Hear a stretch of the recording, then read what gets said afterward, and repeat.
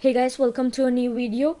I'm going to cover what is CPE credits in cybersecurity, and I'm a certified cybersecurity expert, and this is Tech Trends. I'm also going to deep dive into how you can earn those credits, use them, and to log them into different portals.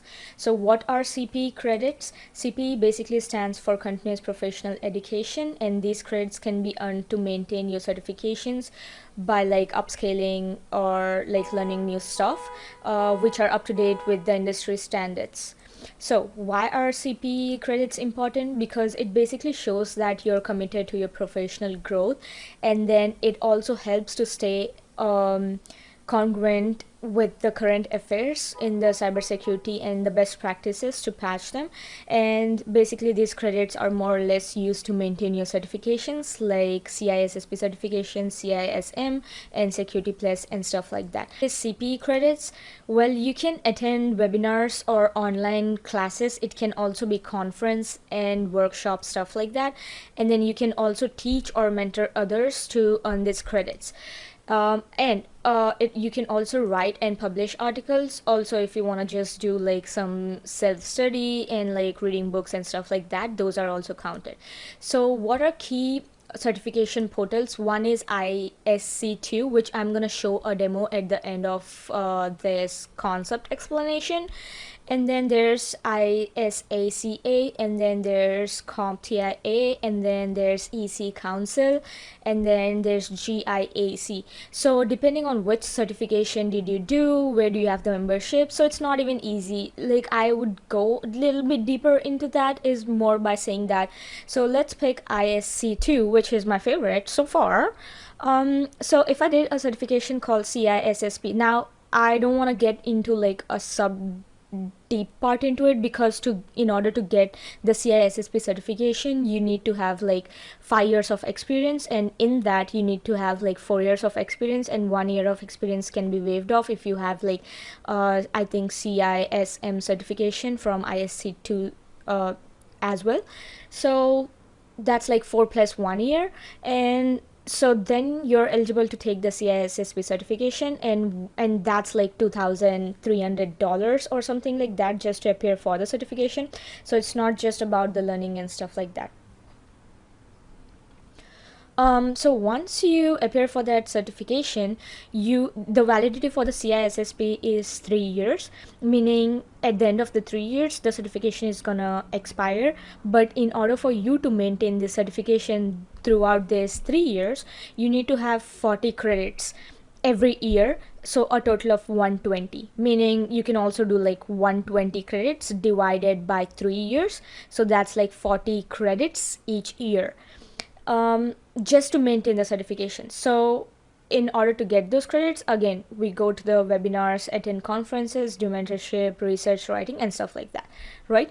So so now if I had a CISSP, I wouldn't want to go to like EC Council and do CEH. I mean, I can do that. I can also pick CISM from CIACA, and then like CompTIA, and then from there I can do like Security Plus or stuff like that. But then every portal has its own membership fee too. So I believe ISC2 is probably $100 maybe, or I think it's 50, something like that. So it's the same for like other ones, like it's not the same rate, but it's like there is a membership fee. So it's a smart way is to do is like just pick one good standardized one, or the one which has like many more certifications, so that if you want to sub branch later into any of the cybersecurity things you can do, or else just pick 2 of them. My criteria would be to pick ISC2 and then probably CompTIA, because I know there are other certifications in that I would like to do at some point of the time, but right now I'm just with ISC2. That's a sip of water. So tips for managing CPE credits: keep a centralized log of activities and hours. So I'll tell you this why. I'm gonna go over the documentation and show you why instead of doing it at the end of the year, if you had a log of it before, it was just easy for you to copy paste into these portals to register these CP credits. So use overlapping credits for multiple certifications. So this is an amazing tip that I want to share with you guys, is that just imagine, anyway in a year you want to have 40 credits, right? So what if you did 2 certifications or 3 certifications in the same year and took the examination, and these are going to be valid for a maximum of 3 years or 4 years at max, and then you have to renew it anyway, and I think 3 is the basic minimum and the maximum number of years for most of the certifications, so that's a safe number to say. And then when you take these certifications, let's say now, so 3 years from now, you are anyway gonna have to maintain this certification, so you're gonna attend these conferences and do all this professional development stuff, and then you will earn those credits, and then you're gonna maintain this certification. But if you had 3 certifications, each one doesn't need 40 40 40, and then for every certification, like for maintaining every certification, the rules are a little bit different. So for, I think, CISM is just 30 credits, but CISSP is 40 credits. You can club all the certificates, and in a year you just need to get the highest number of credits on whichever is the highest number of requirement. So if a certificate needs 20 points and another certificate needs 30 points and another certificate needs 40 credits to maintain them, you don't need 40 plus 30 plus 20, like you don't need 90 credits. So you'll just need the top highest one, which is 40. Once you have 40 credits, you're set for the rest of the 2 certifications. So I'm conversely using points and credits as the same, and watch me say dollars in a while, honestly. So anyway, submit credits soon after completing activities, because it may take some time to reflect. Sometimes it's just in seconds, sometimes it may take like 2 weeks, and sometimes they also audit if what you registered is a true activity or not. So then they're gonna verify all those stuff as well if it comes to that. And so that's why I just like submit your credits as soon as you finish your activity, and plus you need to write a short summary about it, so it's just easier to like log these things when they're fresh in your memory. So plan ahead to meet yearly minimums. So there is a minimum, which is since I'm taking the CISSP, which is 40, so I need to have like 40. But let's say if I did like ISC2 but in certified in cybersecurity, I think I just need to get like 20 credits, which is not bad at all. Alright, now managing CPEs for multiple certifications, and then I'm gonna share some tips for efficient planning and certification management. So this is where I'm gonna go deep dive into this other topic, which is like, if I'm doing multiple certifications, how do I do that? If you're interested, just continue this. If not, just skip to the other end of this video, the third part, which is I'm going to show you a demo on how to register these points and stuff like that. How CPEs work for multiple certifications. So CPE credits apply across all certifications. Like I said, you don't need to have like plus this. You just need to get the highest number of credits on a given certification.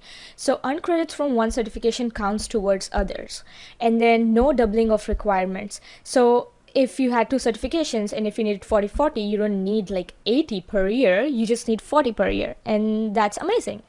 So managing CPE requirements, let's take an example. So like I was saying, CISSP certification is 120 credits, like continuous professional education credits every 3 years. So which means it's 40, I was gonna say dollars. 40 credits per year. And then there's CCSP, which only needs 90 credits every 3 years, so that's like 30 credits per year.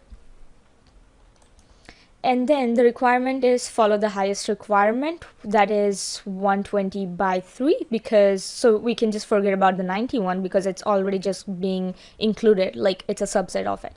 So benefits of aligning certification dates: simplify CPE training. Then you have single pool of credits for multiple certifications. To this, efficient learning for overlapping content. So because as in the previous example, if I did CISSP, and so if I did that,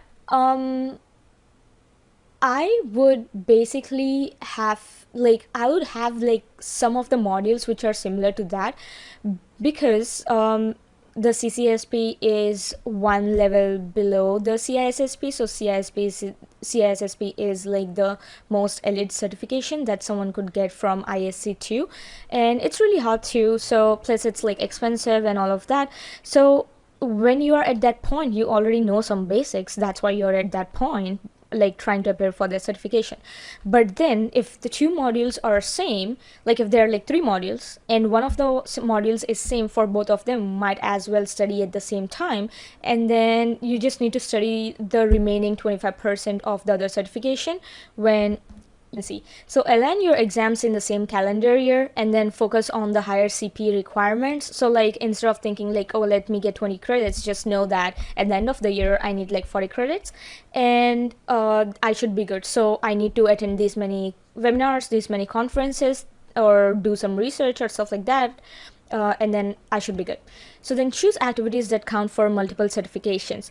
So there are some categories that you need to pursue these activities in, and they need to be in the certain domains for them to be counted towards those certifications. So it's not like you'll just do something on the cloud, like cloud cybersecurity, and then you can get something along the lines of project domain, because that would be a little bit different, or like network controls and stuff like that if it doesn't fall into that domain. We'll get into more into that in a bit. So then also submit credits as you earn them. And then practical tips for managing CPEs is keep a centralized record of all your activities, and then use free resources like ISC2 webinars. And then you can plan ahead to meet yearly minimums, and then you can maximize overlap for related certifications. Everything I covered before. Amazing. And then so it's demo time, and then I'm gonna summarize this concept, and then before we move on to the demo. So basically streamline your certifications and CPE management, and then keep learning and maintaining your certifications.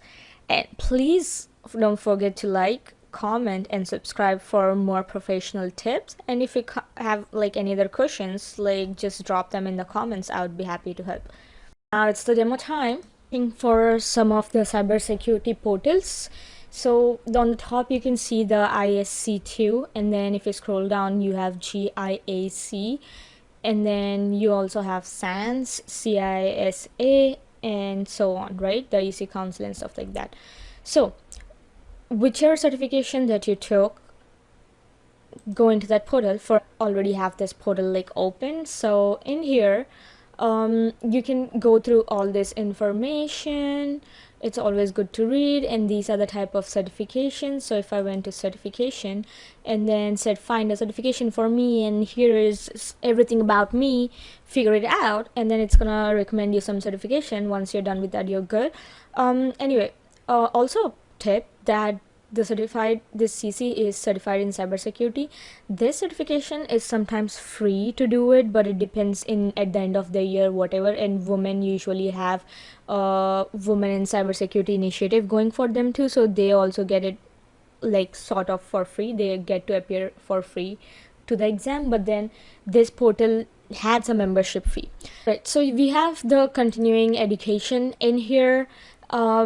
It will show like the area of focus. So it can be like cybersecurity, you can be in cybersecurity leadership, you can be entry level into cybersecurity, or you can be in governance, risk and compliance, network security, security operations, and software security.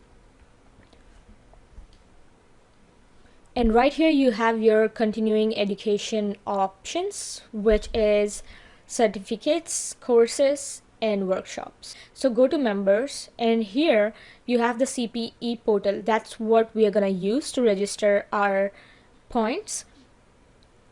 But go through all this blah blah blah blah blah, and then so coming back to this, I was gonna show you the courses. So take your career to the next level with continuing education, and then you come down here and then you have these courses. So if I just clicked on something random, it's gonna give me all these details and blah blah blah. So now that you have that, I wanted to show the certification. So the ISSMP, Information Systems Security Management Professional Certificate, right? So it needs CISSP plus 2 years or 7 years cumulative required work experience. Wow. So this is way more bigger. It's like MVP of CISSP. Nice. I love that. So a little bit about it, and then required experience, training options, membership, certification and fee. Once you have passed your ISC2, I'm here.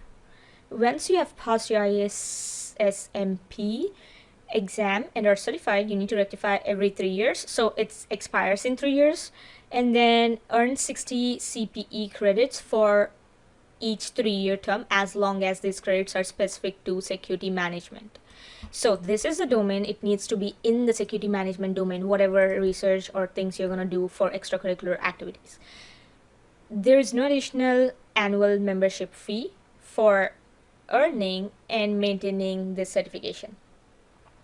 But if you do not have a CISSP certification, which was its prerequisite kind of, so you need to earn like 140 continuing professional education. Why? Because I'm going to show you in another infographic like what's the difference and all that, right? So it's going to say for like 3-year term, blah blah blah, and then you have a membership fee of 135.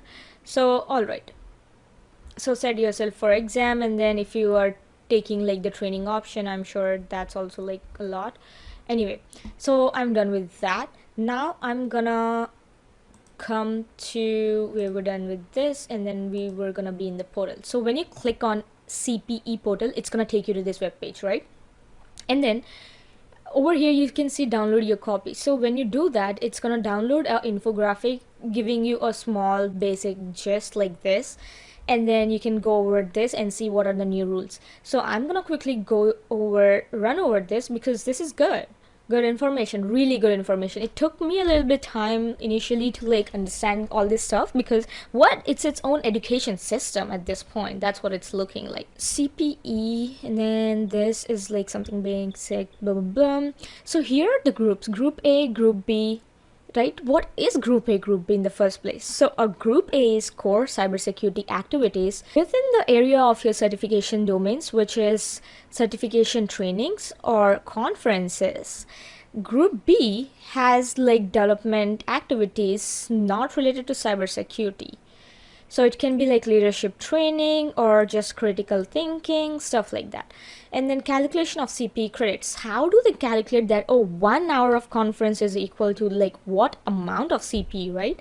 So 1 CPE per hour, maximum 40 per activity.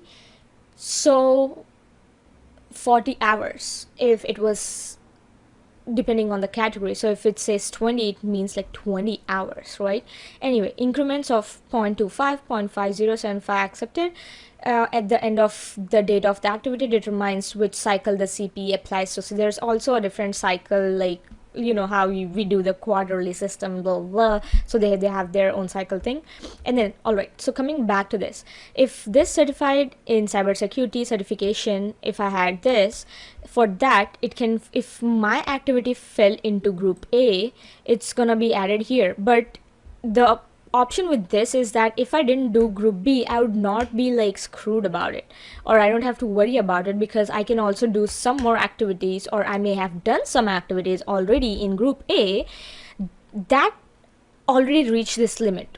So this is a bad example to take because this is nil for it. So let's say if I took this example, so let's say, and I did like 40 so let's say I did 50 group A activities, but I just did not do any group B activities. So I can use 30 out of this 50 and then use 10 more, because here says A.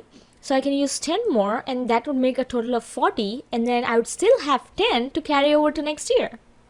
Isn't that amazing? Anyway, So there is that option, and then it shows you that this certification, this is the criteria, this certification, this is the criteria, this certification, this is the criteria. And then if you have CISSP, you fall into group A for this much, like with these certifications. So if I did ISSAP without CISSP, I would be in the group A, and I need to get 47 credits minimum, and then this total is gonna be 140 for 3 years. So yeah, we did this, and then we're gonna come down to this. Have more than one ISC2 credential. Credential means certification for them. So yeah, so like I was saying, if you do multiple certifications, roll over CP credits, group A credits in excess of your credits in excess of your minimum requirement. Group B credits cannot be rolled over, must be earned within the last 6 months of your certification cycle, and then the maximum number of credits you can roll over is equal to your recommended annual number. For example, a CSSP may roll over a maximum of 40 CPEs. Wow. And then the CPE audit. So auditors perform random audits. Yeah, like I said, they sometimes check what like your entry is a verified entry or not. So they do those verifications and stuff, and if it's under their own compliance or not, because I'm sure they must have auditors as well. So anyway, auto submitted CPEs for ISC activities are exempt from audit. So if you went on ISC portal and then you just did some activity from there, since you already registered with them, they already would have your data, and then they would automatically just add it to the portal, and you don't even have to add anything to the portal at all. Renewal CP activities submitted plus all annual membership fee. I hate it. There's so much money is equal to congratulations. I not only do I need to do like these many activities, it was better for me that if I renew my certification every year instead of having to go like learn for 40 hours. Well, I'm really good at certifications, so that's a lot for me. Anyway, plus I'm also paying the membership fee. It's not like you're giving me free. Like, am I gonna pay like 2,300 and I'm gonna still pay like $100 for the annual fee? Like, it doesn't make sense, bro. Anyway, your certifications and memberships are automatically renewed for another cycle. Nice.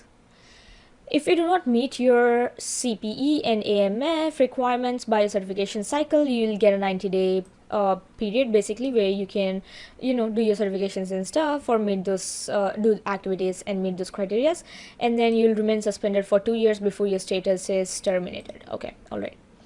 So then we have CPE categories. So these are the categories, deep dive into those subgroups. So when you log into your, like I said, blah, blah, blah, and then I'll see these 4 categories. One is group A and B, but in education. And then professional development is group B only, and then unique work experience maximum 10, group A. So group A and B is like any education related to your domains, and then or in general activities for group B. These are general activities, group B. So it can be like writing, researching, or reading books, and preparing like webcast, exam development, volunteering activities, etc. These are auto submitted if these are done from this portal, but it was done from your company's portal, or you were just at an internship, then you can just get a letter and add those. So then you have your education, group A and B. Here you can be this is like a self-directed learning you consume on topics related to the domains of your certifications. So reading books, magazines, white papers, attending degree courses, industry conference trainings, blah blah. And then you have professional development, which is only group B. I'm right here. And then activities around enhancing professional skills, so leadership training, if you did project management training, interpersonal communication, that is good. So unique work experience, activities performed during working hours when they relate to a unique projects or assignments. Sorry, got distracted, phone. Activities performed during working hours when they're related to a unique project or assignment that falls outside your day-to-day responsibilities. And then ISC2 CPE activities, these are all the activities that you can be doing. And if you want to like dig deep a little bit into that, so if I did like webinars, it's gonna take me to the webinar page, and it's gonna show me all these things that I can pursue and get those credits. Why you guys make me do that? Anyway, I did that, and then the top tips, and then maintaining the logs, and blah blah blah, and then these are some other things. So when I go click into the portal, I'm gonna be here. So let's say I use an example.